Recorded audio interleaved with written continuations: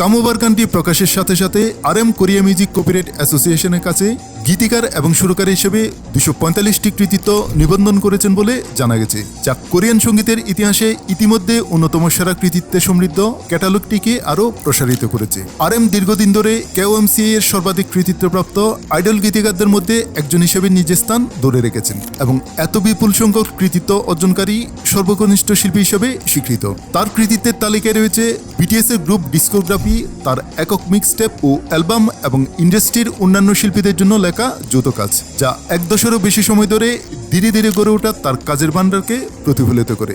সংখ্যার বাইরেও BTS leader এবং প্রধান গীতিকার হিসেবে RM এর ভূমিকা গ্রুপটির গল্প বলার ধরনকে অনেকাংশে রূপ দিয়েছে এবং তার বাইরের যৌথ কাজগুলো কোরিয়ান ও বিশ্বব্যাপী সঙ্গীত জগতে তার প্রভাবকে আরও বিস্তৃত করেছে। এই সর্বশেষ মাইলফলকটি তার গীতিকার জীবনের আরও একটি ধাপ, যা প্রতিটি নতুন প্রকাশের সাথে সাথেই বেড়ে চলেছে।